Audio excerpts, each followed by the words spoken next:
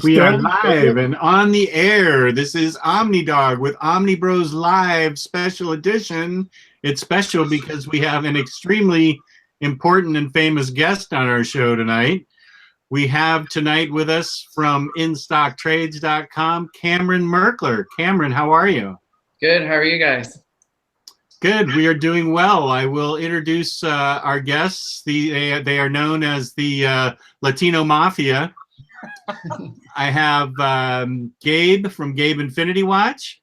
What's up, everybody? Glad to see everybody showing up tonight. This is great. And another thanks to Cameron for showing up, too. We have Luis from Comics Guide 101. Good night, everybody. How's everybody doing? Cameron, pleasure to have you on, sir. Thank you. It's nice to be here. And from Near Mint Condition, Omar. I never get tired of hearing you say my name. Thank you. Thank you for joining us, everybody. And Cameron, again, thank you for joining us, too. Latino Mafia. I don't think I've ever been described as that. You have not lived in the South. Nah. Kentucky's as far south as I go. Oh, Florida. All right. Take it away, Jess. All right. Well, before we get started, who's sponsoring this show? Where do you want to go when you want to get your books up to 50% off cover price? Where $50 or more gets you free shipping in the United States, where they also have loyalty discounts, fabulous packaging, and the most wonderful customer service on the internet. That would be Cameron Merkler's business, InStockTrades.com. How'd I do? That was good. I liked it a lot. He's got a good voice. He's got a good voice. That's why we let him do it. All right, thank you. So tonight I will be monitoring the chat, and while the three of you chat with Cameron, I will be monitoring the chat, and if any kind of decent question pops up, I will interject it at the proper time. And so I would love to lead this off with a question for Cameron, and that is, Cameron, you have a very interesting business model. Not only do you have InStockTrades, where you sell books at a deep discount, but you also have DCBS, where you sell comic books, floppies, at a deep discount, and, as you can see in the background, statues at a deep discount. I'd be interested in your business plan and how it got its start. And are you a collector yourself? And if so, how you started this business? Okay, sure. Yeah, I've been buying comic books since I was 7. And I love comic books, but, you know, they're expensive. So I was trying to find ways to get them cheaper. And I looked around on the internet, and I couldn't find anything where I thought that the discounts were high enough, or some places the discounts got pretty high, but you had to stagger your way up. You started maybe at 10%, then you gradually went higher in the discounts. And I just couldn't find anything that seemed like they were high enough. And I thought, well, I can do this. And I told my wife that it'd be easy, that she wouldn't have to do any work, and we should start this business. And I was wrong on all counts. It's a lot of work. It's always very difficult, and it's her full-time job now. She's definitely doing a lot of work.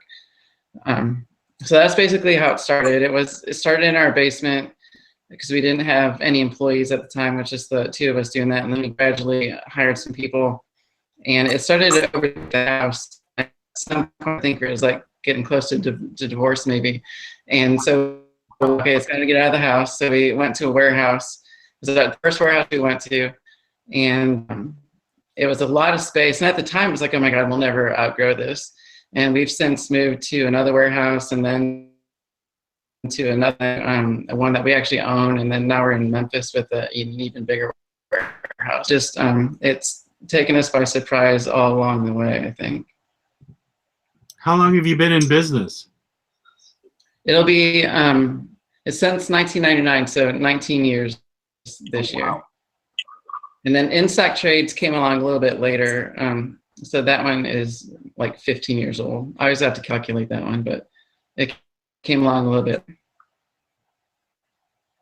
I actually remember thinking about InStockTrades because for some reason, we had bought some extra trade paperbacks, and we had them in the shop and to work every night after my day job. And I'd look and see how many of those things sold on the internet through internet sales. And I'd go and pick those orders and pick and pack them and get them shipped out. And they just kept selling. And it's like, well, we could do this all the time. It doesn't have to be just whatever we overbuy in a particular instance. And so I was sitting in a movie theater one time. I can't remember what movie it was, but I didn't pay attention to the movie at all. I was thinking through InStockTrades the entire time, trying to figure out like how we could sell the stuff, what we would price it at, how it would get picked and packed, what we would call the name of the place, because we didn't have InStockTrades picked out yet. And by the end of the movie, I had no idea what happened, but I had like a really good idea for InStockTrades, and we just kind of put it into place after that. Did you try to test the waters first? Like, because I remember, like I said, back in 2003 and 2004, I would see you guys at conventions, and I'm like, oh my gosh, I don't have to wait for my comics, my trade paperbacks to come to me. I can actually purchase them from you while you're here. Is that how you were kind of testing the waters, like going to cons and selling the books or the trade paperbacks and omnis and hardcovers at a discounted price? Yeah, that was one of the ways, definitely. So I mentioned earlier that we would just overbuy a little bit in some cases and try and sell them through the yes, but you're right. We did that at conventions too. We were known as the bookcase guys or something, because we would bring like 10 bookcases and have them spread out behind us and have all the books there. And then later on, we got that big silver metal thing with the plastic shelves. And we expanded it to where you could see books all four corners of our convention area. But yeah, that's definitely how we got started in trying out. Yeah, that's cool. Go ahead, Gabe, if you got something. Yeah, I think our next question up for you, Cameron, is going to be, how did the whole USPS, UPS thing come about, especially with like the current changes in shipping times and things like that? What was the kind of precursor to all of that change? Well, we always have FedEx or UPS coming in and saying that they can get a better rate and trying to get us to switch from one company to the other. And sometimes it works. In this case, UPS came in with some really aggressive rates, and it definitely beat FedEx. It's even beating Media Mail when we look at the UPS Mail Innovations product. And we're always trying to find ways to save money, because if we can do that, then we can keep the prices the same and we're not as affected by shipping costs going up, because shipping costs go up so much more than inflation. It seems like every year they go up 4.9%, and that's not inflation. So at some point, the shipping costs just keep growing and growing as a percent of the order, and we just have to find ways to save money so we can keep our prices the same. And in this case, UPS came in with some really nice rates, and that's the motivation for switching. Well, no, that's great. That's definitely one of the best things about InStockTrades is the free shipping on orders over $50. I know you guys must be in some kind of a crunch to kind of make that still a profitable source at all. Right, and this change is definitely going to help that out. Great. You said that you had a day job before. What was it that you were doing before IST or DCBS became a permanent thing for you guys? It was accounting, and it was derivatives accounting, and I just hated it. It was terrible. I was doing like research on different types of financial instruments, and I couldn't stand it. So after a while, I would do the day job from 9 to 5, and then I would leave and go to the warehouse that DCBS was in, and then work until about midnight, and then start it all over again. And it was just getting to be too much. So I looked at the numbers and decided to make the leap, and it worked, which is good. So now I'm doing stuff that I really, really like. I still have accounting stuff to do once in a while, which Emily helps me out with a lot. But yeah, I'm definitely out of the accounting as much as possible. No, that's awesome. That's great. You're doing what you love now. Well, I mean, that's really how a lot of businesses start. It's just get that seed planted inside of you, and it keeps eating away at you until you take the leap and you start going for it. Right, and it helps to be passionate about it. And I love comic books, so it was definitely the way to go. And I definitely do not love accounting.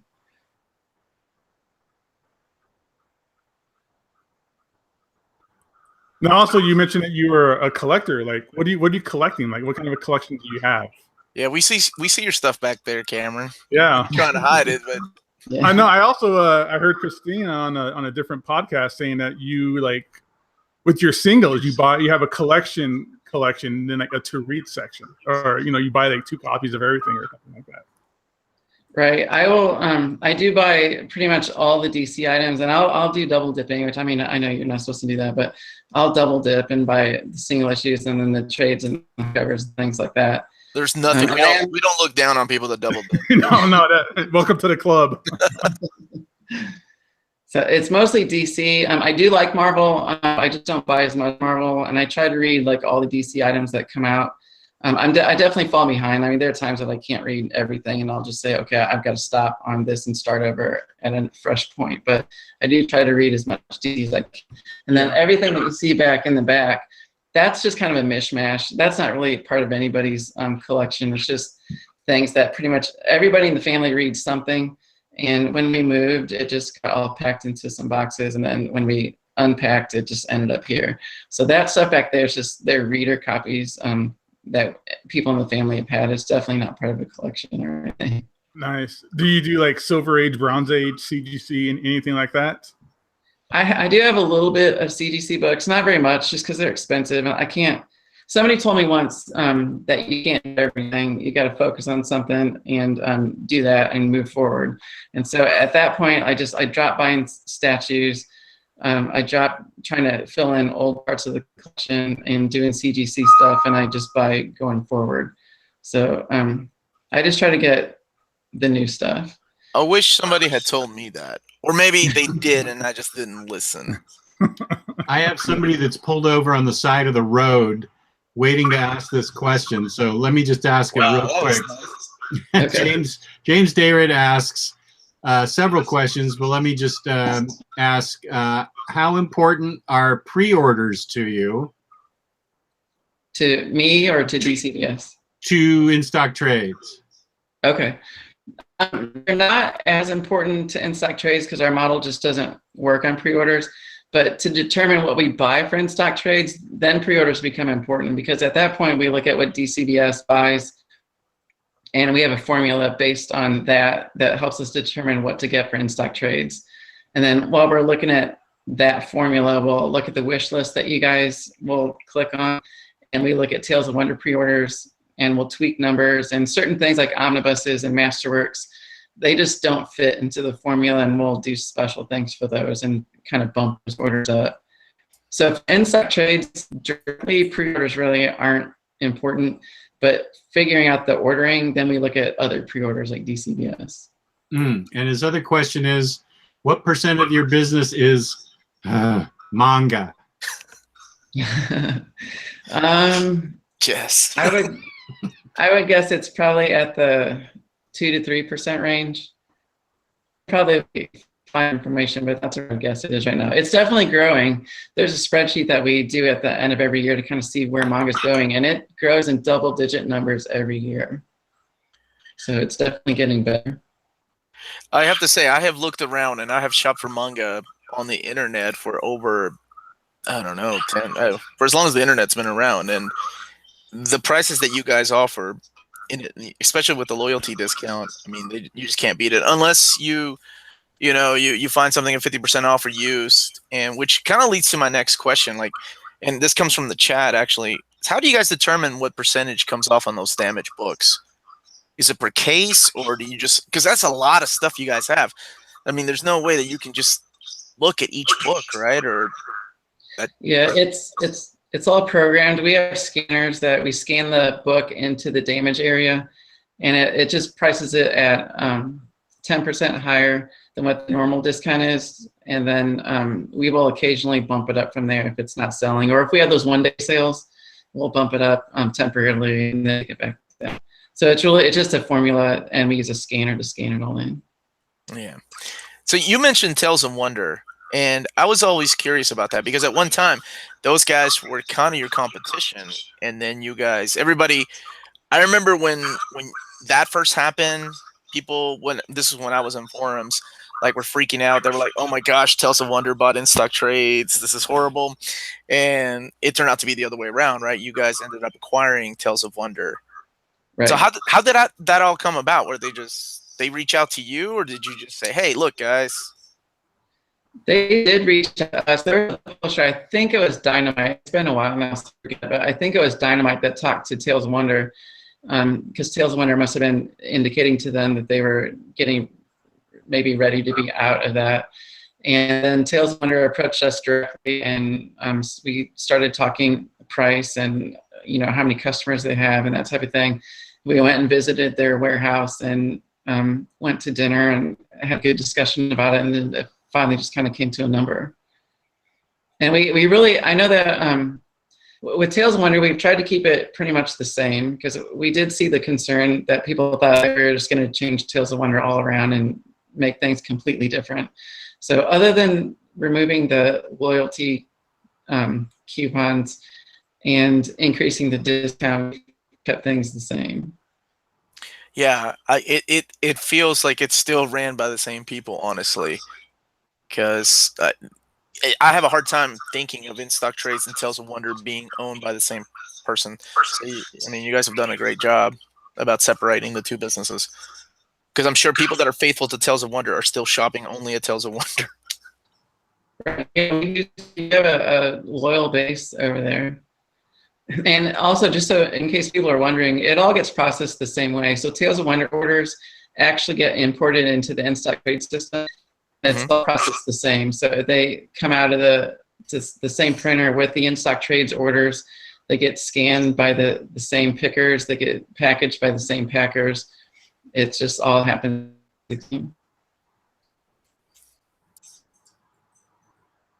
So, I mean, I guess what I wanted to ask is, we have a lot of people in our group that they eventually want to start their own business, and they are, entrepreneurs and things like that. What's like the one thing you would give them as advice if they're starting out?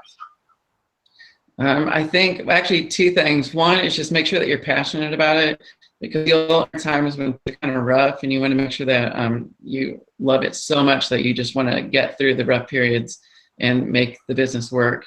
And the other thing is probably just watch your inventory. Get too much. You can get too much, then it's harder to sell, and it kind of impairs your cash flow. So, watch that. Here's a good question that I think is interesting. Did Image approach DCBS for their variant line on hardcovers, or did you reach out to them? I think they approached us. I'm pretty sure they did, because they were getting rid of variants on single issues, which they took that back. But they were getting rid of that, and they wanted to go more to variants just on the hardcovers and trades. And so they asked us if we would be interested in doing it, because we were a bigger customer of theirs, and they thought it would be something that we would do. And they sell really well. The trades don't sell as well as the hardcovers, but when we get the hardcovers in, usually each DCBS variant will sell about the same as the regular cover. So we're really happy with the program, and we're planning to continue it. Okay, excellent.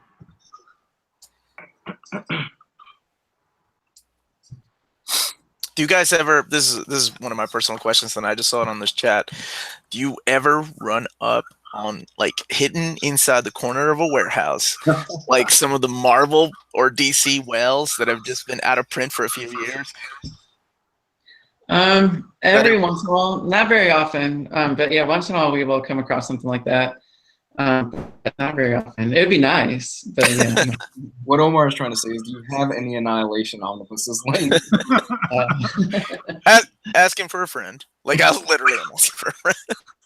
No, I think that would be great about working in, like, how big is your warehouse? And since we're talking about the warehouse, like, what are we talking about here? It's 40,000 square feet, and it's divided between DCBS on one side and InStockTrades on the other side. Then we do run the web stores for Image Comics and for Boom Studios, so they have sections of the warehouse too. And we also have I always pictured the scene at the end of Raiders of the Lost Ark, and you kind of walking away, like, from all these giant boxes and crates of Omnis. And they all, of course, have, like, Hickman's Fantastic Four, Omni Volume 1 or Annihilation Volume 1, Thor Volume 1s and X-Men Volume 1s. Yeah, all these books that have been out of print for a long time. Yeah, it would be neat if we had that type of stuff there, but really it's just all this current stuff. And I mean, we can have pallets of one book, but it's all just the current stuff usually. Being somebody who works in a comic book store myself, what's like a daily, what's the work day like on a daily basis, like at the warehouse or InStockTrades, and getting all this stuff kind of packed out and ready to go? We have some people that come in at about 8 o'clock, and they can either pick, order, pack orders. And then I usually get in about 10 because I do an exercise class in the morning. So like I'm always getting in later than everybody else. But the day normally is about 10 to 6. And it's really just kind of split up between the staff. So we have people that do picking and we have people that do the packing. We get shipments in every day from Diamond. And so we have people that will unpack those, scan them in, because sometimes there's an order that's waiting on something that's in one of those shipments. So all of those things get scanned in, and then those books will then get put away out into the shelves just for, general population of books. And it's pretty much just the same thing, over and over until about 6. And then we do have some days like Tuesday nights and Wednesday nights where we will stay later. Some people stay as late as 9 o'clock nights, just because, Tuesday with the new books going up, a lot of orders will come in, and it just helps us have a little bit more staffing on those 2 nights. And then people are there on Saturday and Sunday too. Do you go and pick up the books? Do you find that to be quicker, like from Diamond? We have a courier service that goes to Diamond once a day and gets whatever's ready and then brings it over to us. Oh, man. We're only about an hour away from Diamond, so it's a pretty quick process. Oh, so you get daily shipments, and it's not just That's on what I was, yeah. Right. We do get a weekly shipment, which is for the new books that week, but we get reorders every day. Man, your Tuesdays must be insane. I mean, it's insane enough to be in a regular, brick and mortar comic book store, but I can just imagine what a warehouse would look like on Tuesday morning with all those Diamond orders coming in. Imagine having to ship across the United States. I can just imagine just having to go through all of them, make sure they're all there and counted for and not damaged and all that stuff. Right. That's why you moved to Tennessee. Yeah. It definitely cuts down on the time. And we get product. There have been some cases where I'll order something in the morning and we'll have it in the shipment that night. I mean, that's pretty rare, but I mean, it does happen. But normally we order something in by 6 p.m. at night. We'll have it the next day about 4 p.m. when the courier gets there. Here's a good question. It's actually a pretty important question for you from Brian. What is your assessment of where the comic book industry is today and where it is headed? I mean, it does get kind of scary when I think about that. I mean, you see sometimes publishers aren't printing enough copies of things, and you start to get worried about that. Or you see books go out of print quickly, and you sort of get worried about that. But I think that's just kind of the normal ebb and flow. I think it's fine. I think that our sales are definitely up. Our sales are up on the DCBS side of things. They're up on the InStockTrades side of things. And I think everything's fine. I mean, people want to read things. I mean, I do read things digitally, but I don't like it as much. I want to actually see the paper book and flip the page, and it's bigger, it's clearer. I don't know. What I read on is just a little Samsung, so maybe it's not big enough. Maybe that's one reason why it's not, as easy to read on. But then you have double page spreads, and you take the little tablet and you have to flip it sideways and it's the screen bigger, and it's just a pain. I really like reading paper better. So anyway, I think the industry is good. I think it's headed for growth. I know we've got some down things that have happened here recently, but I do think that things are headed up, and the movies are certainly not hurting at all. I was just about to ask that. Have you seen a kind of an uptick since the Marvel movie craze has started 10 years ago? Yeah, Marvel's, and a lot of retailers will disagree with me, but with Marvel's legacy and then with their new fresh start, we've seen Marvel sales go up dramatically. So that has been really helpful for DCBS, and eventually it's going to be really helpful for IST once those books get out into trade and hardcovers. I mean, some of them have started, but once more that gets out there. And the movies, there's always an uptick in sales when the movies are ready to come. I know that you guys did a book of the month with Black Panther, but also at the same time as the movie was coming out, and Black Panther sales were going crazy. I mean, we didn't have enough shelf space for them. We had to put board pads on the floor so we could stack books up without them getting damaged. and Black Panther sales were doing awesome, and they still are doing really well. So I think That's that's the same thing with me in my store. Yeah, Black Panther just can't stay on the shelf no matter how much we order right now. right. So since you don't, I guess this kind of goes back to you pre-ordering based on what DCBS and what Tales of Wonder pre-orders are. Yeah, you don't have like people coming into your brick and mortar store. So then how do you know how many copies of a certain book that you have to order? Like, I mean, just on random, like, I don't know, cable, like the Hellfire Hunt. I'm just looking at a book that I got from you guys the other day. I mean, surely, how do you know how many of those books to order from Diamond? It goes through two formulas. The first one is what you described, where we look at DCBS's pre-orders and make sure that we consider Tales of Wonder and we consider the wish list. And then there's a formula that we apply to DCBS orders, and that's how much comes in. But then after the first day of sales, we'll apply a second formula to sales and then compare that to what's actually come in and see if we need to do a reorder. And you know, those two formulas together work really well. And there are some instances where, like, it'll tell me to order a certain number of omnibuses, and I'll think, oh my God, this is crazy. I can't order this many. And I'll be discussing it with my staff, and I'll say, no, I'm not going to do it. I'm going to cut this back a little bit. And I always regret it. Every single time I regret it. So yeah, the formulas do work really well. And I remember that cable book ended up needing a lot of reorders on that second formula. So they work. Really? That's cool. That's cool. So are you guys using Diamond's like comic suite and do like FOC every month and everything like that, or every week? We don't use comic suite because our system is homegrown. We have a programmer that works for us. Okay. He builds our administrative system on the DCBS side and on the InStockTrades side. So with that, we don't really need comic suite as much. I mean, I'm not saying that comic suite isn't a good product. It's a very good product, but we already have something and we like what we have. I was going to tell you something else about that. What was it? Did you have a second part of that question? No, I was just wondering how, you know, if you guys use that kind of program or not, because that's just something I'm used to, and I could just imagine, you know, how ordering is so much that you guys do, or if you guys do FOC every week as well, the final order cutoff. Right. That was the other part. Yeah, we don't really do FOC very much, since most of our stuff is based on pre-orders, with a extra percentage added in for late orders, because we get late orders on the DCBS side all the time. With that, we don't really use FOC that much. I mean, once in a while, if we've over-ordered on something, we'll take advantage of that. But normally, it's just not something we use. I have a follow-up question to what Gabe and about the pre-ordering. So those are based on normal books, right? Those are based on omnis and trade paperbacks. But what about things like, for example, the limited edition of Usagi Yojimbo Saga, right? There were only 800 book printings of that. And I remember ordering that from you guys on a Tuesday, and it was gone that Tuesday. And then that's it. So how do you guys know, and are you limited when it's a limited edition to how many numbers you can get? If what we order and what all other retailers order is more that was produced, then we are limited. Well, everybody gets allocated a certain amount.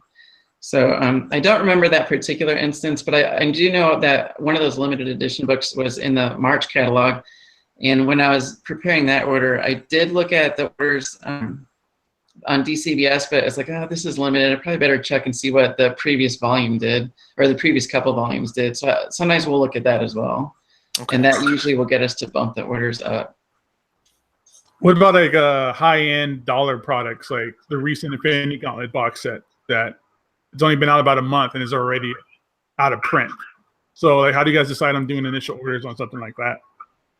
On that one, we applied all the same normal formulas. And at that price point, I was getting terrified at some of these reorders. But we did the exact same thing. Applied both formulas, and we ordered in a ton of them. And then we kept doing reorders, because even that amount kept selling out. So we just kept doing more and more reorders. Now, do you think that selling out has anything to do with us on this show or our Facebook group? Yeah, definitely, because you guys had posted that that thing saying that Diamond was getting, and when Diamond is low, that means they've got like 100 or less copies, and orders started to pick up again. So we made sure that we ordered extra to try to get in as many as we could, and we still have people that email us pretty much every day saying, "Hey, are you really sold out of this? Are you going to get any more?" And the good news is, and I did post this in the forum, but the good news is that Marvel's going back to print on that, and it won't have the poster in it, but it will be, the whole rest of the set, and it will be available in July. And somebody asked me today if it'll be at the same discount, and yes, it'll be at the 42% off. Oh, that's great. Excellent. Let me ask a quick question about your packaging, because we've all had experiences with, let's say, your competition, and it's just like a piece of bubble wrap in there, and the book rattles around and gets bent up and stuff. But IST and DCBS are famous for their packaging, where it's, as Luis has said before, it's cradled like a newborn baby in the box. Is that because you're a collector first, and you realize that you didn't want to get a book that would be poorly shipped, and so you put that sort of care into your packaging? What's the philosophy behind that? Yeah, that's exactly it. I don't want them to get to me damaged, so I don't want them to get to you guys damaged. So we always make sure that we use double wall boxes, except in a couple instances where we can't. And we try to use the foam packaging on the smaller boxes. It doesn't make as much sense on the bigger boxes because you have to put so much of that foam into the box to expand, and that foam's expensive. So on the bigger boxes we don't do it, but on the small boxes we try to all the time. The bigger boxes get everybody's favorite peanuts, right? What's that? You put packing peanuts in the larger boxes, right? Yeah, exactly. We call it roboting the package if it's got the foam, because the machine just have nicknamed it the robot. So we robot the package or we peanut pack the package. I mean, I think that's awesome. It actually shows that you guys care about the product that you're sending out to your customers, and you care about their hard-earned money. Because, your competition, like Jess already mentioned, they just throw a little piece of styrofoam in there, or a little piece of bubble wrap, and say, "Well, Godspeed and good luck. Hopefully, it'll arrive okay." So it's really important to a lot of people that work hard, and as collectors, that we get the product that we want at the quality that we would like, and we appreciate that. Well, thank you. That's good to hear. And I think that's why, even though sometimes in rare occasions you can save a couple of bucks by going the Amazon route, people still refuse to go that route because they know their omnibus will come in a big giant box with no padding at all. It's just, at least in the group that I've seen, it's not worth the hassle to get a book shipped to you like that. What a lot of people are asking in the group chat, Cameron, what your favorite current book is to read personally. Probably Batman. I think Tom King is just hitting it on all levels. That book is so good right now. Mm-hmm. And the annual, I know people have said it brought a tear to their eyes. Well, I agree, because it did the same thing to me. He's just doing so many good things in that book. So definitely Batman. There are a lot of other books I like too. I mean, Green Lanterns is good. Nightwing is good. Superman and Action are good. And I'm really interested to see what Brian Michael Bendis is going to be doing with that. But right now, currently, Superman and Action are really good. DC is doing a lot of good things. I know I'm giving DC the love, but like I said, that's what I mostly collect. I have read some Spider-Man Worldwide. I really like that. And there's a couple X-Men trades I read recently, which also were really good. Oh, and Mockingbird. Mockingbird is unusual, but it was really good. Yeah, Mockingbird was great. I loved Mockingbird. Have you gotten a chance to read Super Sons yet?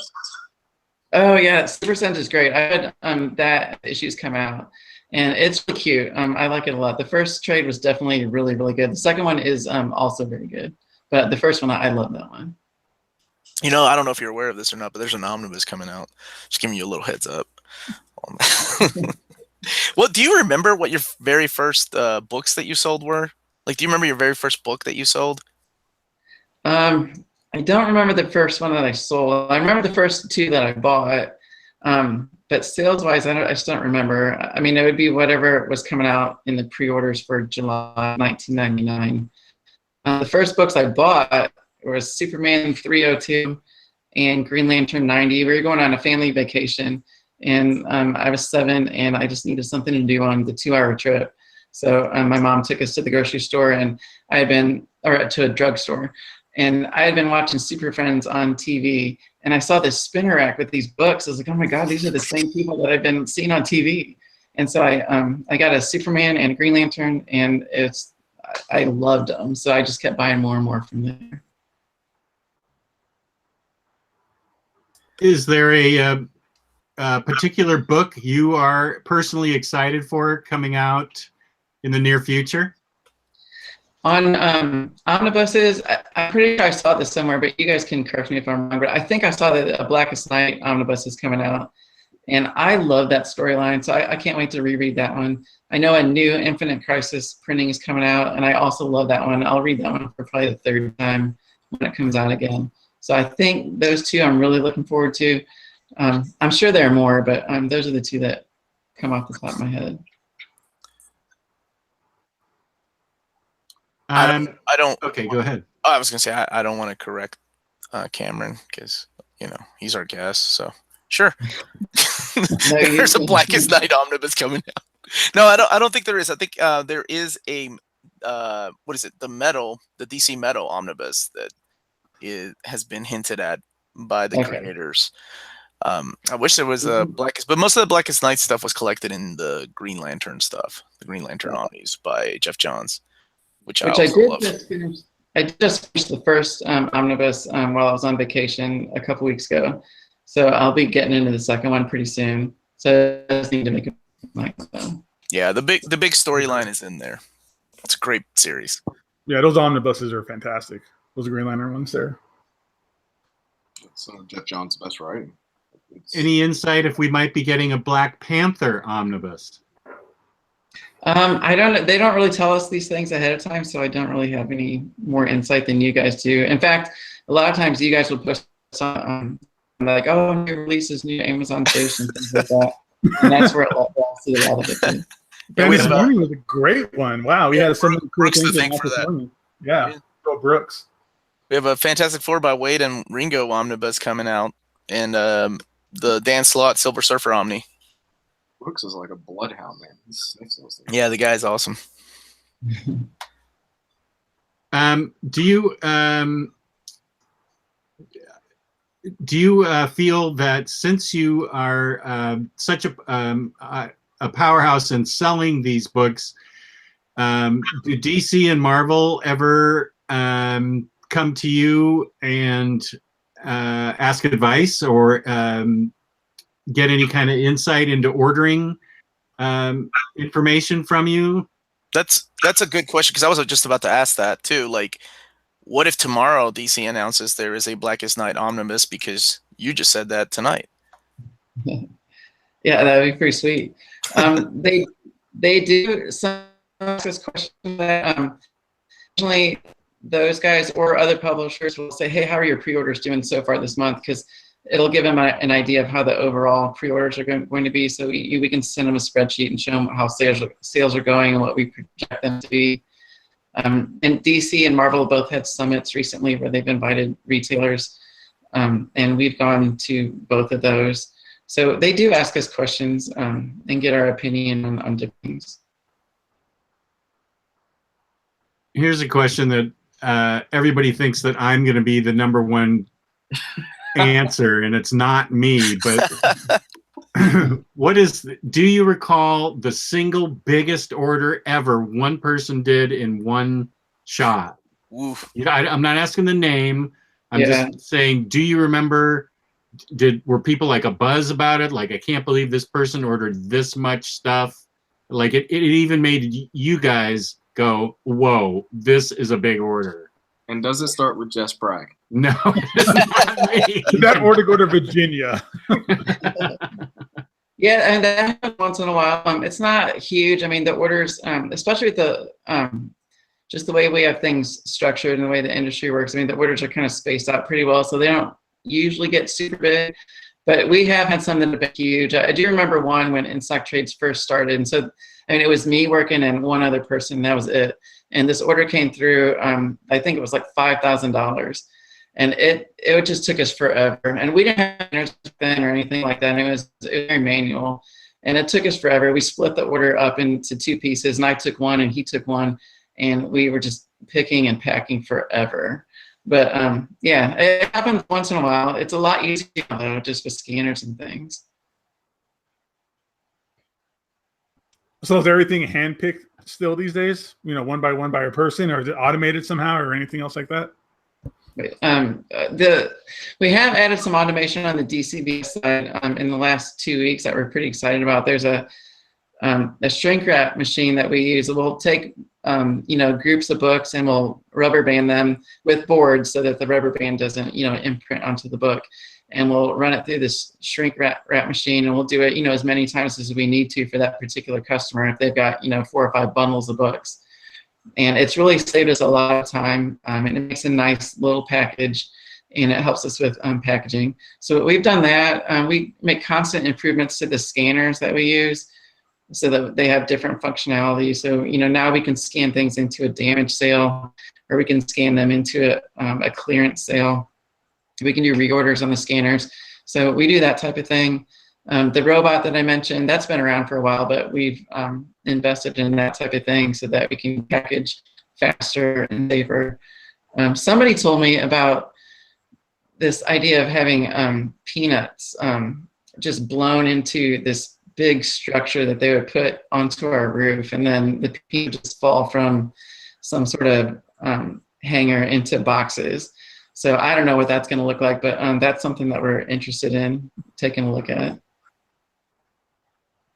Yeah, so you mentioned the damages. So with InStockTrades and their damage sales, how does that work? Is there any kind of like formula with percentage off versus how much is damaged, or anything like that? Because a lot of people who've ordered damaged, quote unquote, damaged books from InStockTrades, a lot of times can't see what the damage is, or the damage is so small, like nobody believes that was considered a damaged book. How does that work?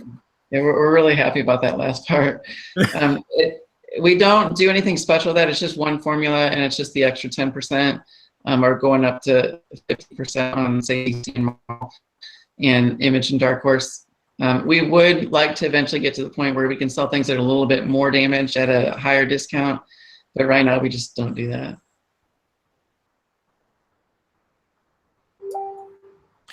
Do you now you guys don't have a Facebook or Twitter presence, like you guys don't have an online presence, do you? We do, but it's not used very much. On the marketing side of things, we'll be the first one to tell you that we're really bad at that. We really rely on our advertising with you guys and podcasts and word of mouth, and we really are pretty bad at that type of thing. We did do a Facebook advertising campaign with DC's Rebirth, and it was super successful. It's the most successful advertising thing we've ever done. So it's probably something that we'll revisit in the future, but it kind of, in that case, it was a big major event, and it works better with that type of stuff. So do you ever see, like, and this is probably a question because you had mentioned it earlier, because we all have YouTube channels, and there are several YouTube channels out there. Do you ever see a spike in sales based on what people recommend? Like, I know Gabe, for example, did a whole unboxing of the Infinity War, and like there was a talk of Valiant Comics. Do you ever see a spike? Like, holy crap, why did all of a sudden people take an interest in Valiant Comics, or why did all of a sudden people take an interest in like IDW books and things like that? Great. Right, we do see that. I don't always know where it's coming from, but it makes sense what you're saying, and that's probably what's happening.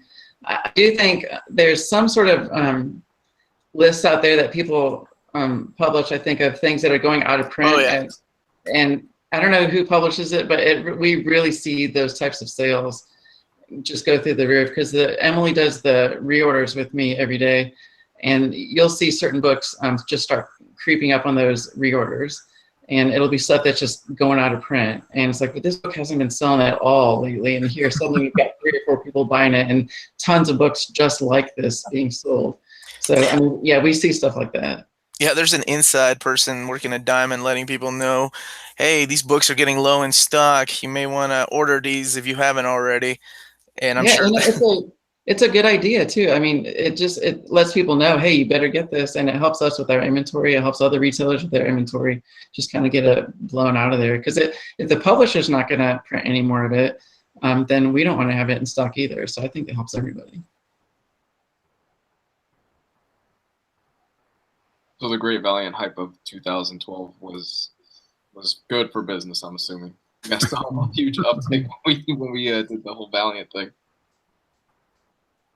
And it works though, because I remember, like, not just in the forum or in the YouTube channel that we do, but like, I'm sorry, not the Facebook group, but in other chats, like if somebody's like, hey guys, this book's going out of print, you need to order now, people go crazy. They're like, okay, I gotta drop what I'm doing, I gotta order that damn book or it's gonna be gone tomorrow. You know, it goes a long way. It's that fear, that book's gonna go out of print, then I gotta pay like 3 times as much later on. Yeah, we see that a lot periodically. We just saw that with the Infinity Gauntlet box set. Right. And then it's happening right now with a lot of DC books too. The reorder list that Emily and I work on every day with back orders and unavailables, it's gotten really big lately, and it's got a ton of DC things on it. And I know DC's, you know, they'll take things out of print that maybe just aren't selling very well, but in a lot of cases, they're just going to recut them into, you know, bigger trades or hardcovers or omnibuses and things like that. But yeah, the list has grown a lot lately, especially on the DC side. Well, what would you say your personal whale is? You have a really rare book that you have that you will never let go of? I don't know. I probably have a few CGC books of some my very first comics that I ever bought. I found like 9.8 CGC of those, and I've never let those go, probably. Good for you. But I just, like, I keep up with new comics, so I don't have a lot of that type of stuff. Have you thought about, I know that Omar mentioned giving you his credit card at a convention. Do you ever set up at conventions like NYCC or San Diego or any kind of convention, or are you strictly decided to be mail order now? Yeah, it's strictly mail order now. We did do conventions as kind of a way to get rid of older products. And we brought, you know, tons of stuff. It wasn't just necessarily all old, but we use it to get rid of older things as a way to get your name out there, some advertising, that type of thing. But it's very expensive. It's hotel rooms for, you know, all the staff. It's all the hours to pack everything up, to get it set up at the convention, then to break it down at convention, get it set back up in the store. It just ended up being super expensive. So we do different ways now for advertising and different ways now to kind of clearance things. Do you have, and I'm sure you're probably going to get the reference, do you have any ET cartridges in your warehouse? Like any of the Atari ET games, like the ones that you're just, oh my God, what am I going to... Somebody brought up the Anita Blake trade paperbacks. And I'm like, okay, you got to have books that you're like, what are we going to do with these? Like, we got to burn them. We can't even give them away. Do you have a certain title? Red Hood. You just have an overabundance of? No, I mean, those Anita Blake books did take a little while to get rid of, and we did have them clearanced for a while, but we just keep raising the price. If a book won't sell clearance, I mean, it'll go like 90% off. And with the loyalty discounts and things, it can be 92, 93% off. So eventually someone will buy it. There was one book, there's an alternative, it was a good book, nothing wrong with the book, but we had so many of it because we bought some just for regular sales, and then they had a promotion where we got copies for free. And we had so many copies of that book. And we might still actually have a few, but we just keep raising the discount until we get rid of them.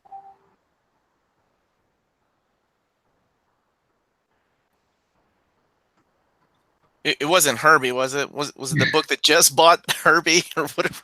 No, it definitely. I do remember the title, but I don't know what it was. But, no, it definitely was not that. Why did all of a sudden we get 36 orders for Herbie Popnecker?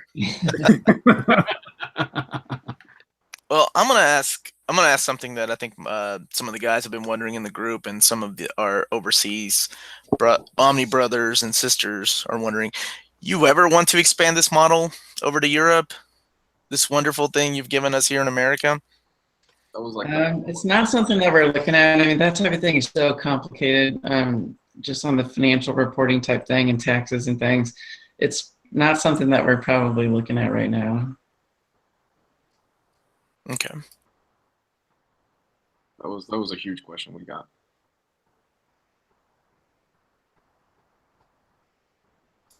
I feel like people were tuning into The Bachelor and they just saw like the final last part, and a lot of hearts are broken.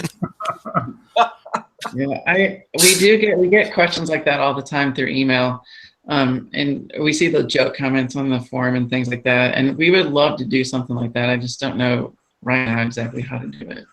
Right, you're literally like a couple hours away from Diamond. Like it would be really difficult to offer that kind of service over there. But I Right. know that you still get a lot of European, and like you still get a lot of orders, even considering they have to pay the shipping rate. It's still a better way to go about is ordering from you guys overseas, even though they're overseas. Right, and there's probably some work we could do on the shipping rates to try to get those down. But maybe with UPS coming in there, it might be something that we can take a look at.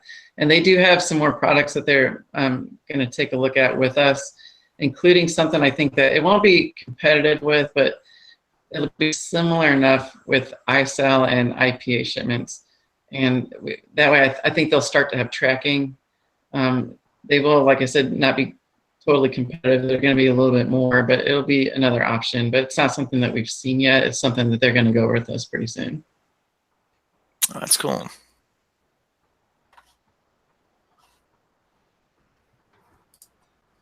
Do you have a storefront store at all? We don't right now. We did in Indiana. We have a warehouse there that we still own, but there's nothing in it now because we moved everything down to Memphis. But that was a storefront, and with the move to Memphis, it's just been too hectic. We don't have anything set up just yet. Although we might have a warehouse at some point. You guys could come see the warehouse. Oh yeah, great. we'd love to take a trip to Yeah. go look at warehouses. Gabe, you can take all the Anita Blakes you want if I find any in Ireland. Oh man, I got plenty of those at our warehouse. And we got plenty of Dark Tower omnibuses there too, man. We're just swimming in those. I imagine it would be like Willy Wonka walking into like the chocolate factory. Oh yeah, you couldn't. Oh man, We couldn't keep a straight face. We would you be had like to little pat kids at all of candy us store. down on the way out. What a popular question that I think I already know the answer to, because it's probably based on what you're charged, is how you come up with what percentage comes off of new releases every week. That is definitely based on what the publishers charge us through Diamond. So whatever they charge us, we have to take a certain portion off of that so we can make a profit. But that's how that is determined. And the highest discounts come from Marvel, and then Image, and then DC, and then Dark Horse. So those are the ones that get the 42% off. And then everybody else, it's a smaller discount that we receive. So then that discount is smaller on the website. And then for the 50% off specials, I think everybody pretty much expects the Absolutes and the Omnibuses and Masterworks at that discount. And then I'll go through and pick some other #1 volumes, maybe to try to get people to try that volume so that maybe they'll get #2 and 3 later. Or maybe, it might not be a super big week. There might not be very many things that are kind of like self-picking themselves. And I'll just pick something I think is really cool. So you do this just randomly. It's not like, oh, you got a bigger discount on, say, like the New Mutants Volume 1 that came out a couple of weeks ago.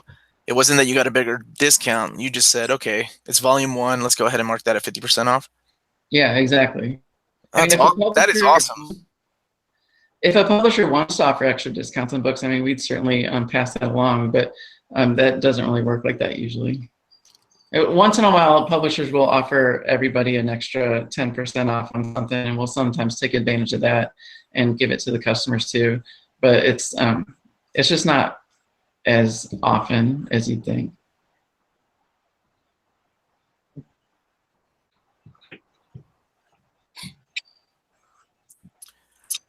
Jess, you got any more questions from the chat, or you guys got any? Gabe, Luis? Kind of just looking through real quick. See. Yeah, I'm taking a look at the chat, see if there's anything going on there, but looks like we've been tackling a lot of their questions already, which is great.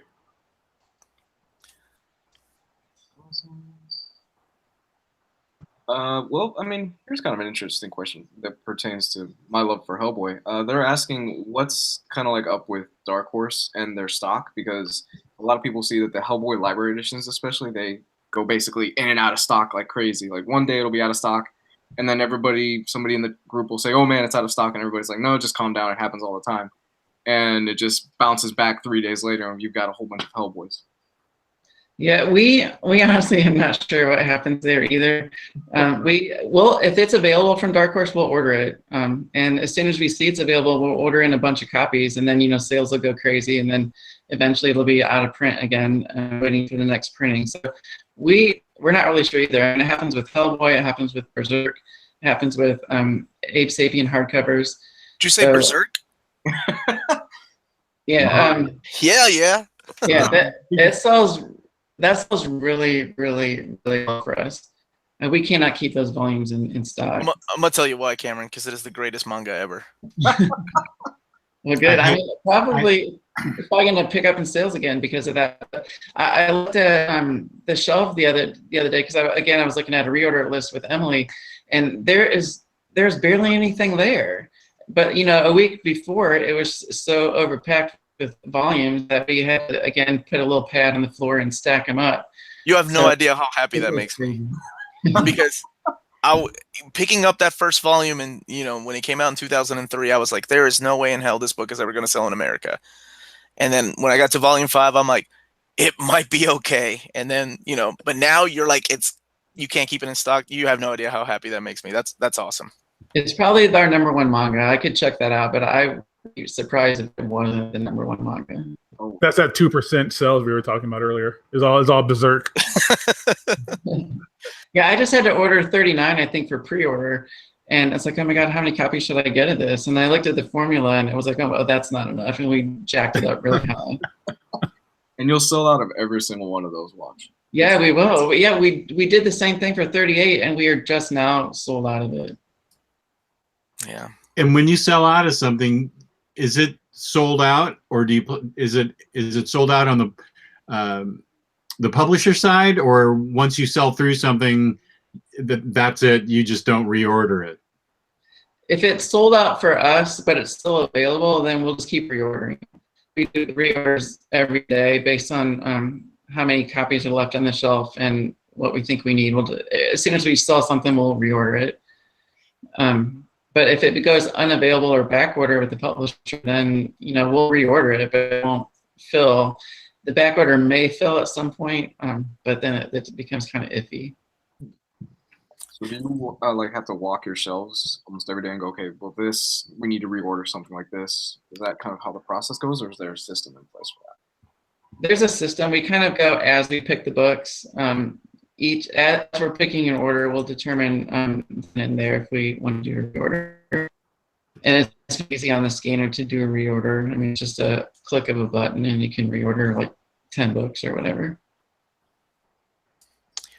Do you have this has been asked a lot, do you have like a biggest customer that you recognize their name every week, every month? You're like, oh, it's so-and-so. Well, okay, I saw that question on the forum, so hopefully I'm okay, allowed to answer that. So that guy's very, very high up on the list. Okay. I know there's one person that's a little bit bigger, but that person's been ordering for a longer period of time. Mm-hmm. I don't know. The second guy could catch up. It's kind of a little race, I guess, but yeah, he could catch up. The second guy could catch up. Okay. Yeah, I mean, come on, second guy. I'd love it if he caught up. It'd be great.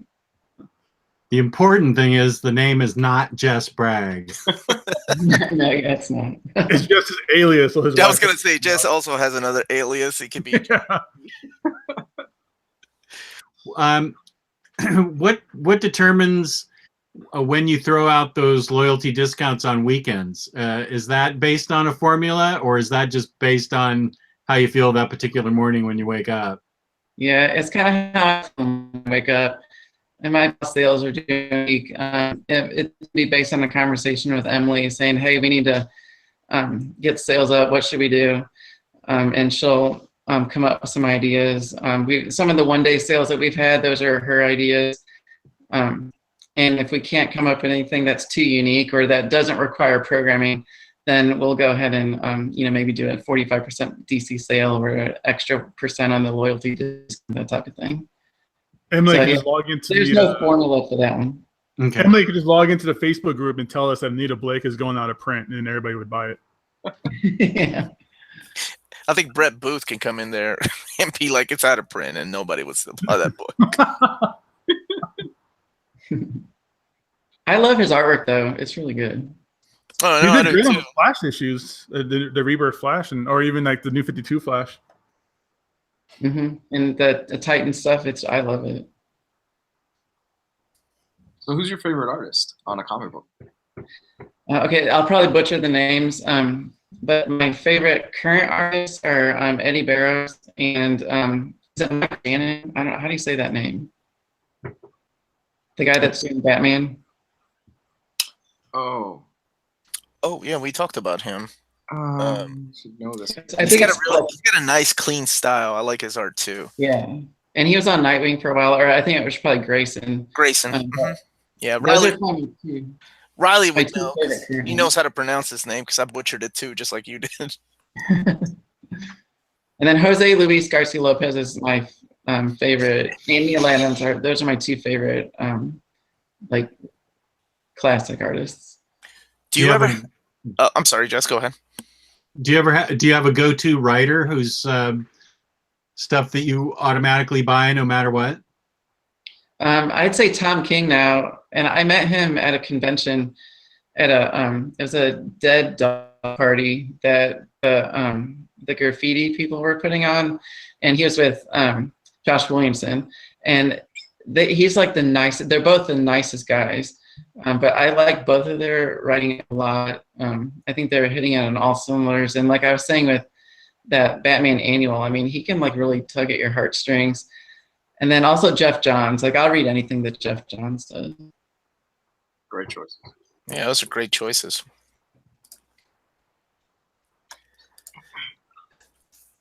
Okay, I have one more question. Because you were talking about artists and writers. Do you have any writers or artists like you recognize their name if they order a book from you?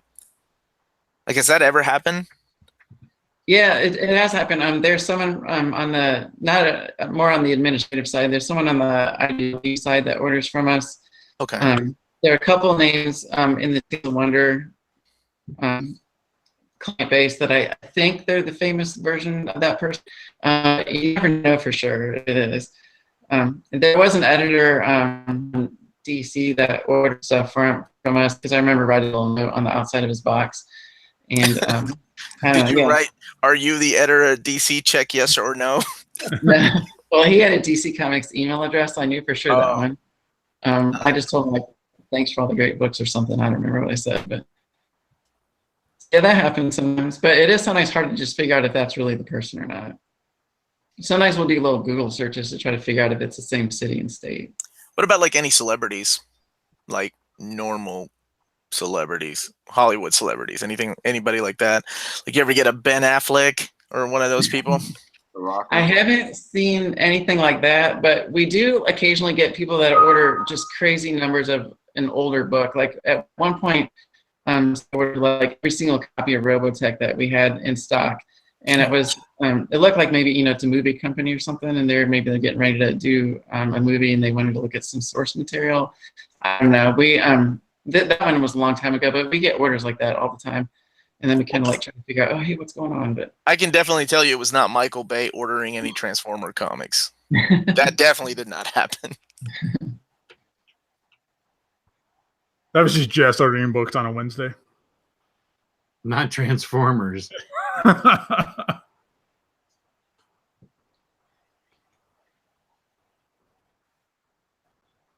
Well, we've kept Cameron over an hour.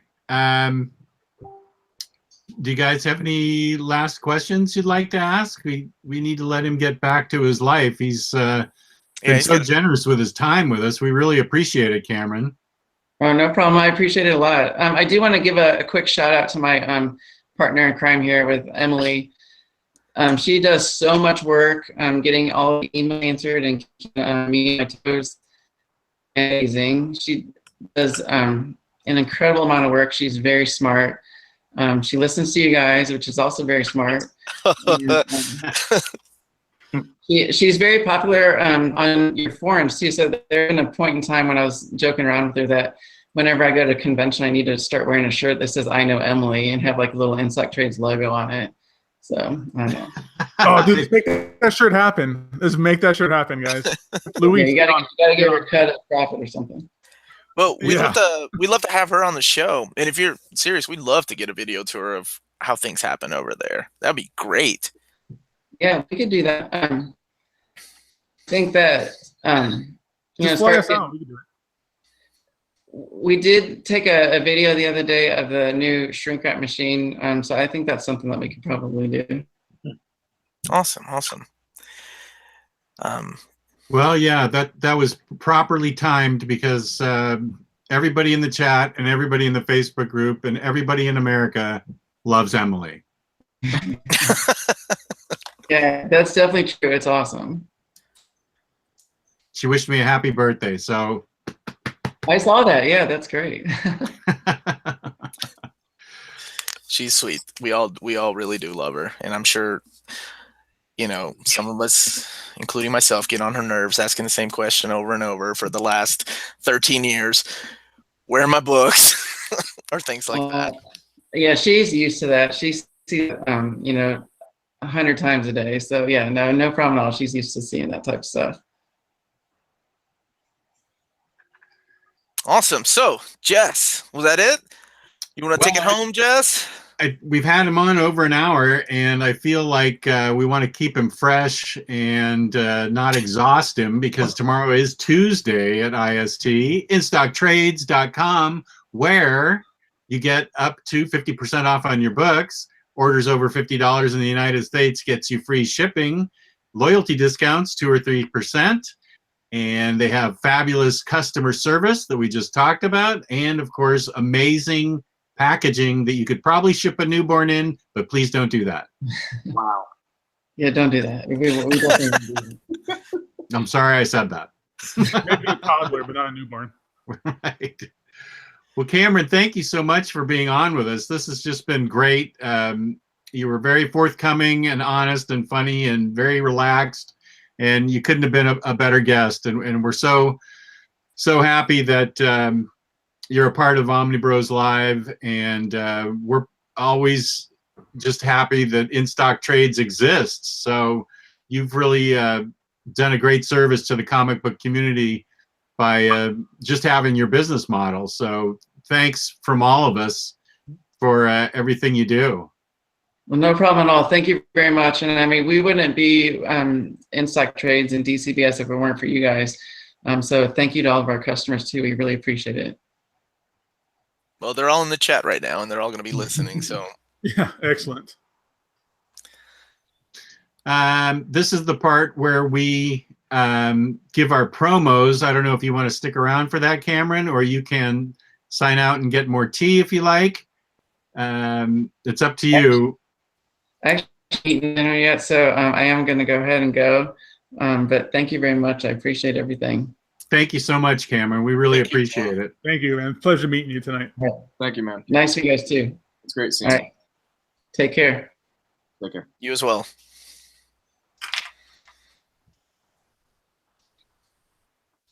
Okay.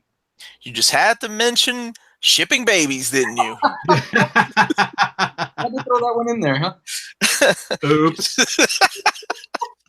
The interview. Everybody was telling me to be my good behavior. I love that we told Gabe to be good, and you're like, let's ship some babies overseas. Oh crap! 99% of that interview went well, and then Jess just couldn't land that plane. Oh, come on. Oh man, it went fine. He was a good guy. He's really awesome. Good. That's great. I like how honest he was. Like, you know, that's really cool. And I really thought, like, when I asked the question about the discounts that they get, if it was based on the discounts that like DC or Dark Horse or Marvel gives them. I had no idea that it was he himself, like, just picking different titles to be like, okay, let this one be 50% off, because he's really doing us a service doing that. That's really cool.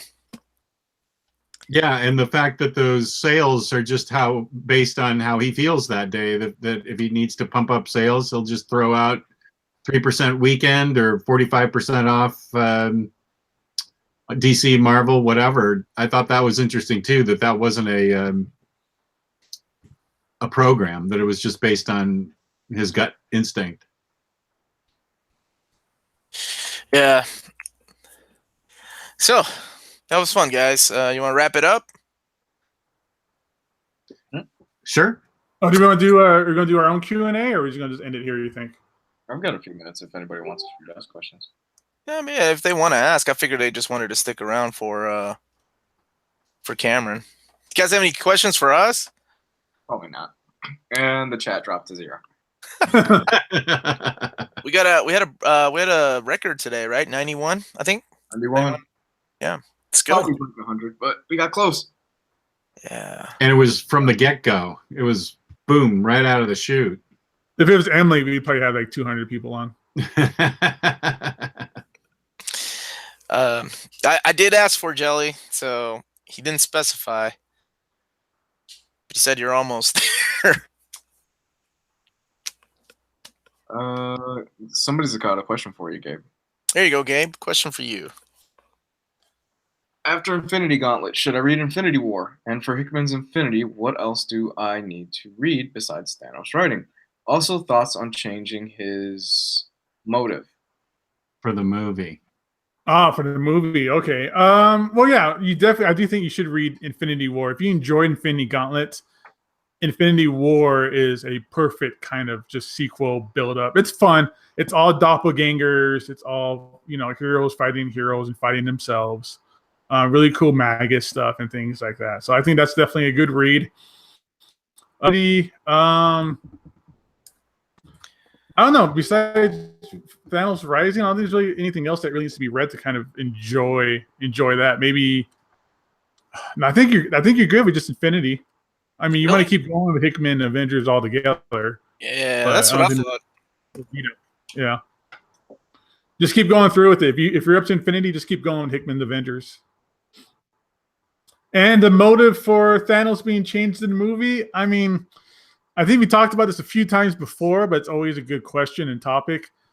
I think it's just easier for normal people out there who are really the target audience for these movies. It's not us, it's not Omar, it's not Jess or anybody. It's everybody else. And it might be a little weird or hard to kind of put across the idea that this man wants to kill half the universe just to impress some chick who is the embodiment of death. So I think they got the same basic idea that he wants to kill half the universe. And, we'll see what happens. It might not be all, what it is already. We'll see what happens in the actual movie itself. Men have done dumber things for women. Yeah. Yeah. Will you How's guys the Fantastic Four Wade run? I think Gabe and I love that run. Luis, you've read that one? The Wade and Ringo? No, I'm just finishing up my reread of Hickman, and then I'm going to jump onto that. Yeah. I've read it. Yeah, but, I mean, really. I felt it was a smart comic. Yeah. No, it's great. I didn't know you read it. I thought for some reason. Oh, no, it was the episode where me, Riley, and Gabe were on, and Gabe and I were talking about that run. Do you like it? Oh, yeah. The art was a little teeny cartoony for me, just a little bit, but I love the stories. Yeah, Ringo has a very anime-ish kind of background, but I love that stuff. Every time it reminds me of Ed McGuinness a little bit. They kind of remind me a lot of each other, or Paco Medina, those artists. Yeah. No, the Wade Ringo stuff is like the perfect introduction to the Fantastic Four. If no one's ever read the Fantastic Four and all this kind of these new books coming up, the new ongoing series, the new possibility of a movie that's really sparking people's interest in the character or the characters in the team. Wade's run is the best run to get an idea of their family dynamic and their relationships with one another and each individual personality of the characters. He has it on lock. He makes them adventurers and not superheroes. He keeps them going as adventurers, which is the Fantastic Four I enjoy. I think my favorite thing about that run is how lighthearted it was, Mhm. and then how dark it was. Right, like I'm not gonna spoil too much, but that new costume that Doctor Doom wears, that's pretty dark and awesome, man. I love that storyline. I like how he threw Jack Kirby in there as God. Wait, that's the thing? Mm-hmm. Oh, I didn't know that was a thing. I didn't know that came from Wade's run. I've heard of it, but I didn't know it started in that run. Thought that was really cool. What is he There's a lot called? of. I'm not sure what it's called. It's collected in 3 hardcovers, but the omnibus is coming out. Right. It was solicited.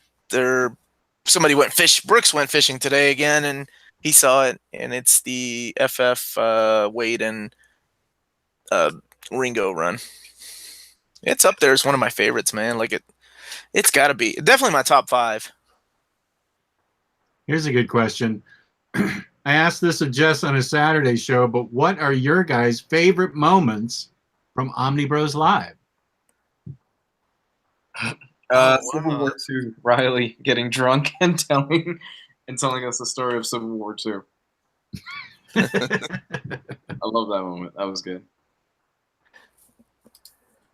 Every time Jess hurt himself or destroyed a piece of equipment.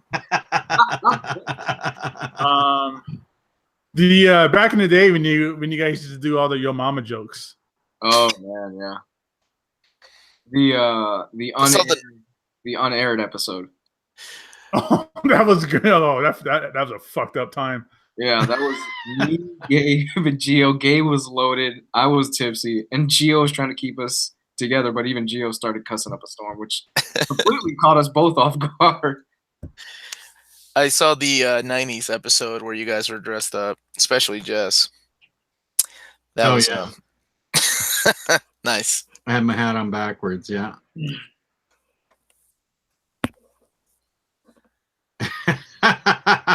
Derek Neville says, anytime Omar is Jess's technical support.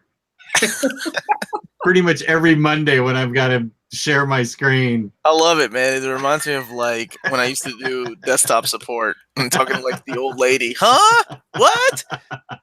I'm not that bad, am I? I remember helping this lady out, and everything was the internet to her. My internet's not working, and it could be like the monitor or the mouse or her keyboard. It was just like, my internet's not working. No, it's not that bad, Jess. No. Hey guys, I just finished Fantastic Four Fraction Omnibus a couple of hours ago and enjoyed it. I don't understand the hate it gets. I'm so sorry.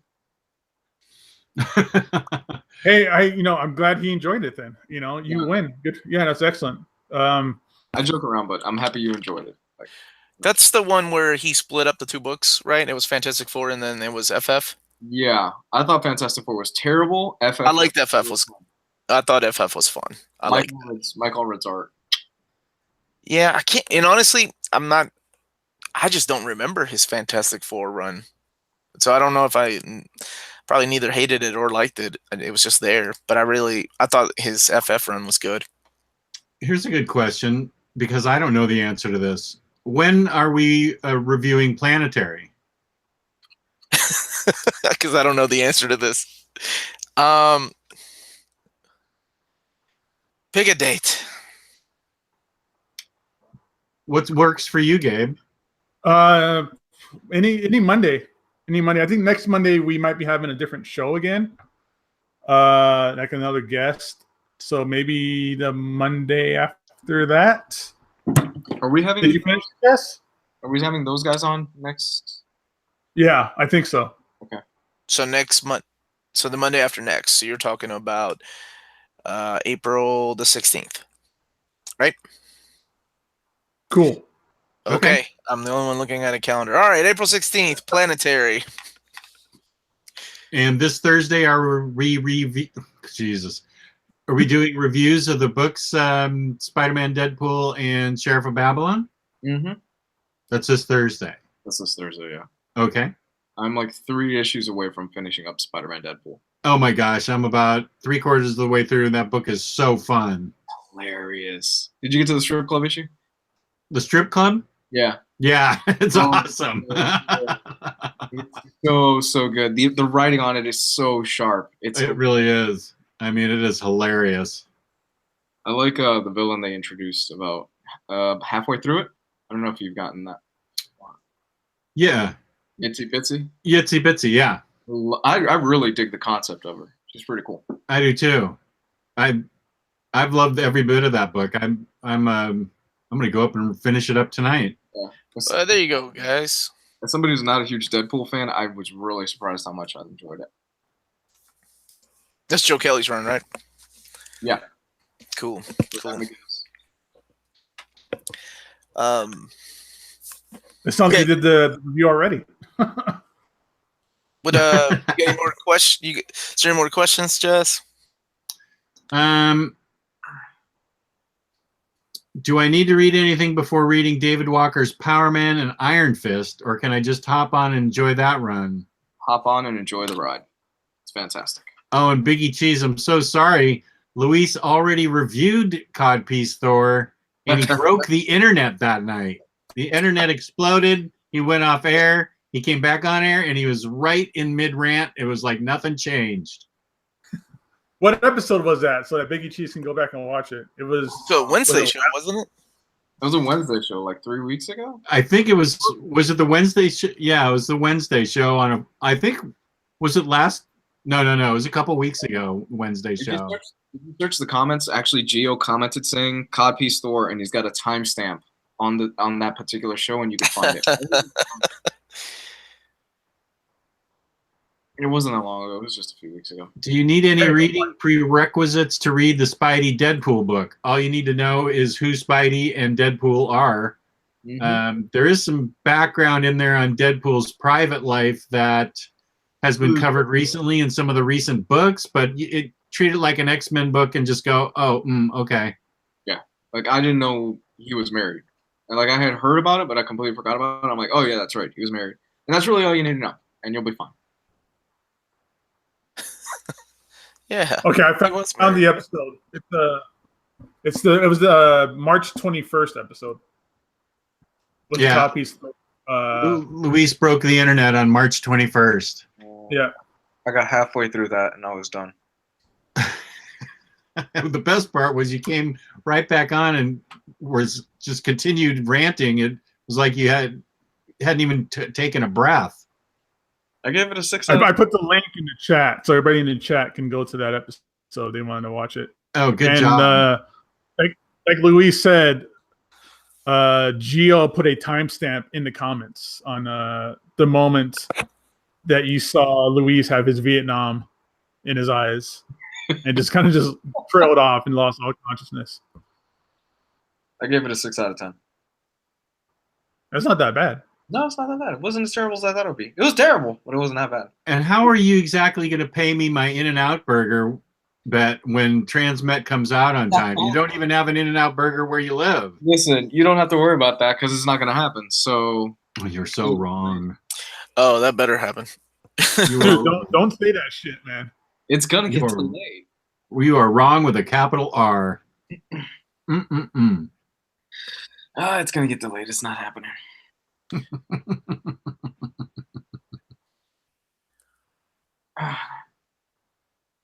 know what? I'll bet we'll get an Annihilation Omnibus reprint before that happens. I'll make that bet. No, I'm not that dumb. Hey, okay, so the Absolute Transmit Volume 3 comes out November 7th. That's what they want you to believe. No, that's the day it's going to happen. That is the day. And I think a week or two after that is when Jess will be here in Las Vegas, where we have plenty of In-N-Out burgers. In-N-Out, yeah. You could totally PayPal him like $25 to get him some In-N-Out. Damn, how much is an In-N-Out burger? $7. Well, Buy that's one. where yeah, I was gonna say Gabe's gonna take his whole family out on your dime. You lost the bet fair and square, man. I'll give you like a kid's meal, Jess. I'll give you enough for a kid's meal. You are such a bad person to bet with. Hey, I never said I'd get you like the biggest burger they had. Oh God. They don't have a kids meal? No, they don't have kids meals, but you can get them a gift card. Yes, which I fully expect. 6 months later. I bet we get transmit, an absolute transmit, before we get the absolute Swamp Thing. I could see that. Oh, I yeah. can see Swamp Thing just not coming out. I could totally see them last minute just going, yeah, fuck you. Yoink! I don't know. They know that book would sell a shit ton. Put Alan Moore's name on it. Will it have Wait, Alan wait. on it? Yeah, that's what I was wondering. Or is that deal just with Marvel? I can't remember. Because I know with Marvel, they're not allowed to put his name on it when they were releasing the Miracle Man hardcovers and trades. They were, I think it was like, well, what's it they gave him a credit for? Like original creator or original art or something. Yeah. I don't know, because I mean his names are pretty prominent in those Swamp Thing hardcovers. Just take a black marker to every name every time his name shows up. League of Extra is League is still that's still not DC, is it? No. It was Wildstorm, wasn't it? Well, Wildstorm's still owned by DC, Right. Because that was all the part. That was a part of the America's Best Comics, right? Which is Wildstorm. Yeah, so I'm sure they'll have his name.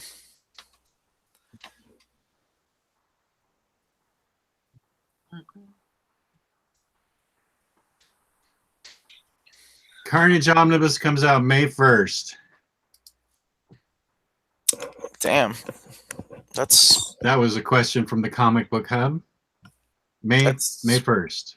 Right around the corner. Yes, it is. I'm still on the fence about that one.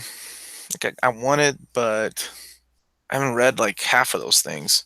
That's why I want to get it, because I haven't read it. I want to read all about them. Yeah, but man, sometimes you take a gamble with that. You end up with like Justice League. Or Astonishing Wolfman. How bad is Justice League? Well, Justice League is pretty shit-tacular. No.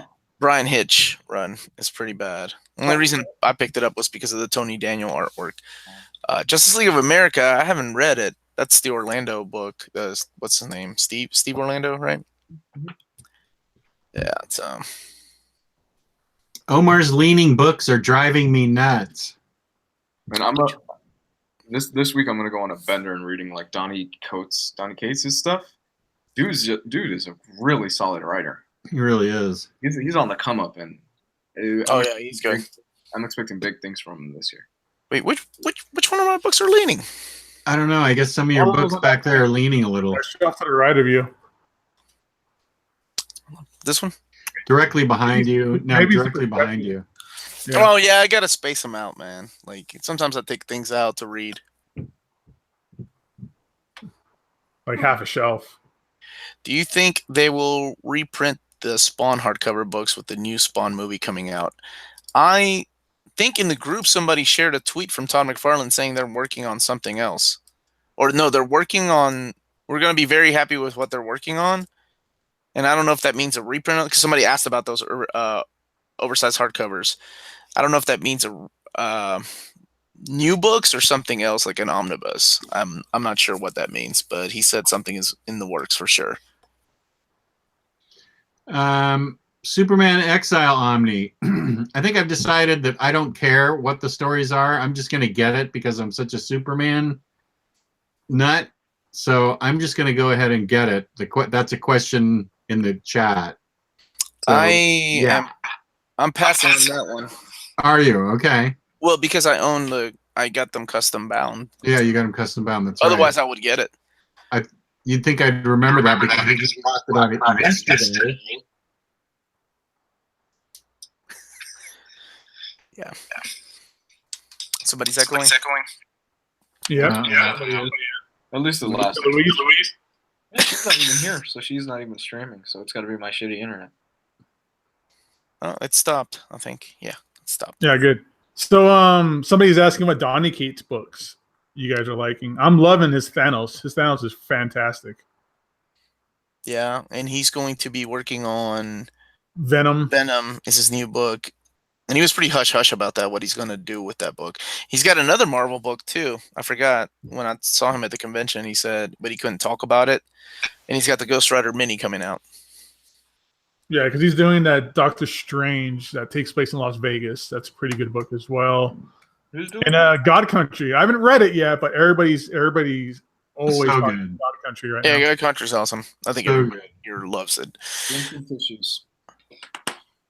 Jess, my man, are you picking up that ultra rare Eisner book coming up soon? Why do people think No, I don't know. Because you're old. Because you never bought read those Will Eisner. when you were a kid. Just because I knew him growing up doesn't mean. No, I'm probably not, Benjamin. I mean, I know it's going to be ultra rare and ultra expensive, and I'm on an ultra budget because of my extra ultra wife. So, Wait, did you say your extra ultra wife? yeah. You have two families. No, she's so ultra. She's extra ultra. Buzzkill is awesome, Nelson A. Buzzkill is really inventive and interesting. Your wife is your real comic book advisor. Just admit it, Jess. That is the truth. Which is don't buy anything. I am trying to look at the solicits for this Tuesday, and man, there's really not that much. There's Batman the Dark Knight Detective, which I want to get, and that's at 50% off at InStockTrades. Are you looking at this week's releases? Yeah, but there really isn't much. There's the X-Men Grand Design, Yeah, Global I wanted to get Frequency that. Deluxe is coming out. Star Wars: A New Hope 40th Anniversary hardcover. That's at 50% off. So that's at $17.49. But I think that's just the A New Hope, isn't it? Or is it something else? What does it say on here? I'm on Diamond's site right now. I'm just looking at. I do want to get Global Frequency. I have the trade. I don't know if I need to if I should upgrade. Oh, or- that's 50% off. So that's $17.49. God damn it! How good is that series, Jess? Global Frequency, I loved it. I have it in trades, and I'm ready to upgrade it. I really enjoyed it. It's Warren Ellis, so it's a lot of. Well, crazy- yeah, I knew it was Ellis, but I didn't know how good it was. So shit, at 50% off. It's more than worth the $17, Omar. Like totally. Plus my loyalty discount. One of my favorite lines of all time in comics is in that book, where somebody, I don't know, I forget the setup or anything like that, but one of the characters says, then asked if he could take a dump in my cleavage. Sold. That It doesn't take much for me. Let's see. Yeah, damn it. I thought it was going to be a pass week, but at 50% off of that and the Batman Dark Knight Detective, I might be well, what about the Infinity siblings? Come on, man. well, maybe no. Come on. No, I'm good. Flash by Mark Waid. Volume Trade 4. Is that the paperback. last? Is that the last one? No, man, there's going to be at least 7 or 8. Jesus. There's no way there's going to be. Yeah, there's got to be more. Silver Age Flash. Are you gonna pick that up, Jess? No, I already have the omnibus of both of those. Oh, this is the trade. Fuck that thing. Never mind. Sorry. All right, so Benjamin Pinheiro says Global Frequency is one of his best works, so I'm sold. He's got good taste, unlike you fuckers. We all just told you to get it. Yeah. I know, I did the same thing to Jess. I'm like, yeah, you got to go buy this book, and he doesn't buy it until Riley's like, no, that book is great. Jess is like, oh, okay, cool, I'm gonna buy it. What book was that? I don't know, some X-Men book. And you're like, hey, man, thanks for the recommendation, Riley. And I'm like, dude, I told you about that like 3 weeks ago. Like I listened to a podcast and then Jess called me out on it. What was the book? Yeah, you listened to 11 O'Clock Comics. That was it, yeah. And Jess said, fuck 11 O'Clock Comics. We've been recommending the book forever. I think it was God Country, wasn't it? Um, It was. I I don't- think it was God Country because we had all been talking about it. And you're like, I've been going on about. Maybe it was something else. I can't I remember. think it was something else because I remember recommending it as far back as like 6 months ago, Um, but I can't let's remember what it see. is now. Josh Angel's asking if the X-Men Legion Quest hardcover is any good. If you're a completist, it's great because the only thing really worth in there for anybody that has not read any of those might be actual Legion Quest, which is only 5 issues, and everything else is just things to pad out those hardcovers to make it line up to the next hardcover, which is the Age of Apocalypse. So I'll be picking it up. Yeah, because it's got the Legion Quest stories and all the prequels leading up to the Age of Apocalypse. Do you need it? Nope, because Legion Quest is already collected in the Age of Apocalypse Omnibus Volume 1. So unless you're a completist, I would pass. It's definitely not a great jumping on point for any X-Men. I gotta go get my charger here. I'll be right back. Well, I gotta jump off here, guys. Wife's looking at me. Oh, okay. How about Maybe we- it's a good time to just stop No, it no, before you guys we're all keep going. ahead.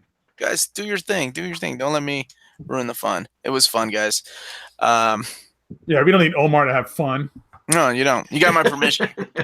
My blessing. There you go, assholes. Omar, thanks for arranging the interview. Oh, no problem, man. No problem. And where can we find you on the internet? You guys can find me on my YouTube channel, Near Mint Condition, where I should be having a haul video soon. And then Jess and I did a episode on his channel about comic binding, so you can also check his channel out. And on the Facebook group with these fine gentlemen. Thank you, everybody, for joining us and for those awesome questions that we had. Yeah, So- it was good. You all take care. It's great talking to you all. All right, Omar, take care. Bye, guys. Bye. Do you guys want to keep going? If so, I need to go get my charger. It's fine with me. Yeah, go for it. Okay. Yeah. Like another 10 minutes. Where's the there we go. Okay, so when Jess comes back, let's tell him we're going to end the show. Did the intern just show up?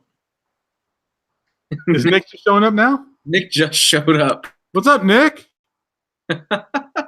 Dude, you missed it, Nick. Cameron gave everybody in the chat free comics. That totally did not happen. No, it did not.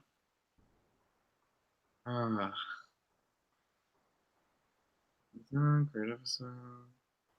Yeah, sorry guys. The InStockTrades interview was at the beginning of the episode. It was great. You guys missed out on something cool. But you can always rewatch the show. Yeah, it was like an hour and 15-minute long interview. It was a good amount. I'm even gonna go back and listen to it because I was monitoring the chat and like having to switch my focus back and forth a lot. Yeah, I kind of lost attention too, and might have asked the same question a couple times. Everybody here got $100 credit. Oh man. So what you got going on, Gabe? How's everything? Doing good, man. Hanging in there. Just work and it's my day off and everything today. So Was your day off? yeah, I went to the movies. What'd you watch? Everybody's gonna probably think that I'm a wussy, but I went to go see Love, Simon. What the hell is that? That's the movie about that kid who's that high school kid who is struggling with coming out as being gay. Oh, okay, cool. Yeah, it's actually a cute movie. It's fun. I thought you would have gone to see Ready Player One. I saw that already and fell asleep. Wow, really? You didn't Not like as a review, just again, the wife and I went to go see it like at 11 o'clock at night, which was a bad idea. So after this, we might go see it again. Actually, it's 9:46 here. I'm tempted because my fiance's not here tonight. She's helping her family finish unpacking stuff. Go see Love, Simon. No, I'm tempted to actually catch a 10 o'clock showing of Ready Player One. I work tomorrow. What time is that? It's showing. If I leave, I'm like 5 minutes away from a movie theater, so it wouldn't be a big deal for me.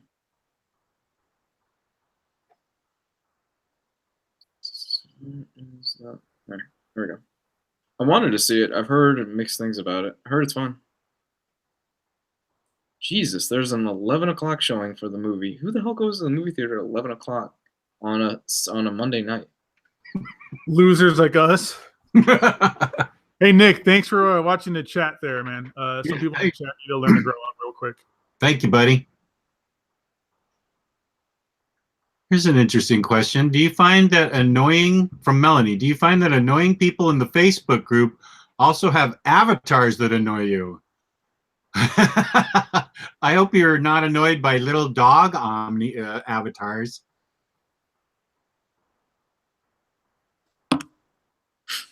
Usually they have like frogs or stuff like I don't know. Usually like anime characters. I've noticed that for some reason. Wow, you just got out of Black Panther. Man, you waited a while to see that one. That Black Panther movie is still just raking in all the money. All right, well, I'm gonna sign out. I'm gonna hit the hay early. I've got a meeting tomorrow. I'm not gonna catch that movie. I have a meeting first thing in the morning. So good night, everybody. All right, Luis, where can they find you on the internet? Comics Guide 101, Facebook, Twitter, YouTube. Check those channels out, and have a good night. All right, thanks for joining us.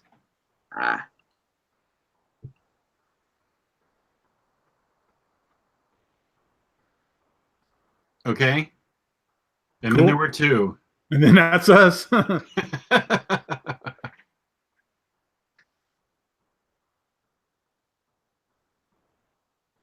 Vince Rohano, I'm trying to sell all my floppies and go straight trades hardcovers. You guys have experience with selling your comics? Yeah, I did that exact same thing.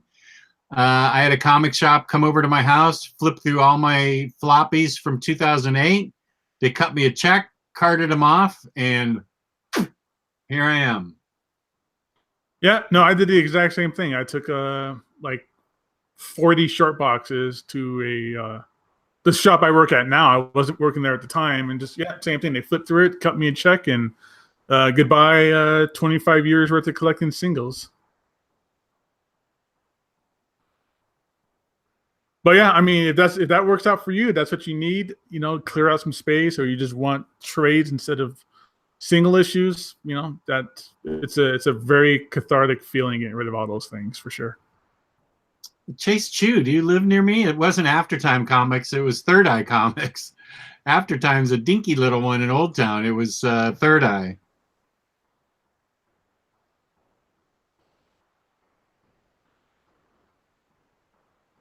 No,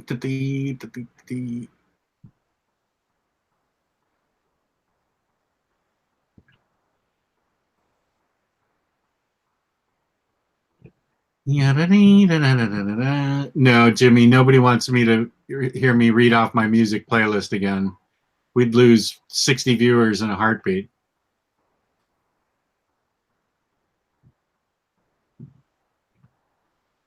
I have GL Earth 1 upstairs. I gotta read that. It looks so good.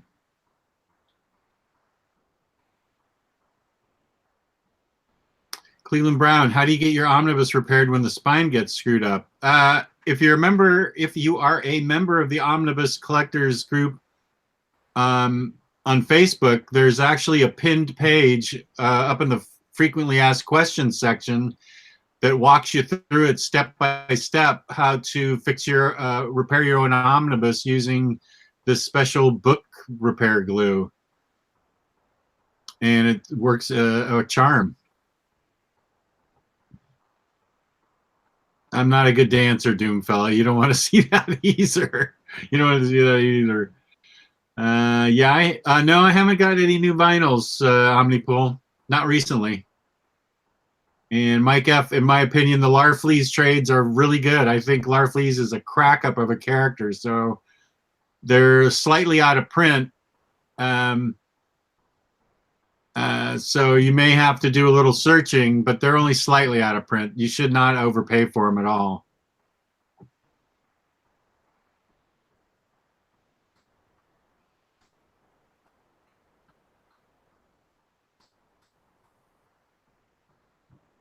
Yeah, fixing the spine on your books isn't too bad. You could just get the glue off of Amazon.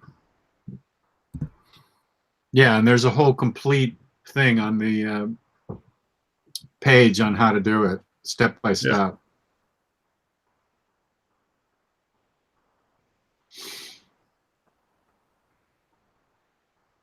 Have you been reading the Sheriff of Babylon yet, Jess? I read it when it came out in trades, so I'll probably burn through it. I will reread it again before Thursday's show. Nice. I wish I could be on that show. I wanted to check out those books some more with you guys.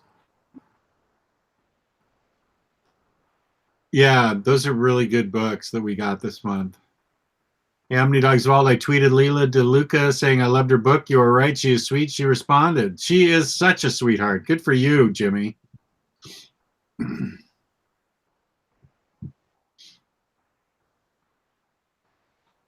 Well, I'm ready if you are, Jess. I think that's going to be it for tonight. Okay. Where can they find you, Gabe? They can find me. Yeah.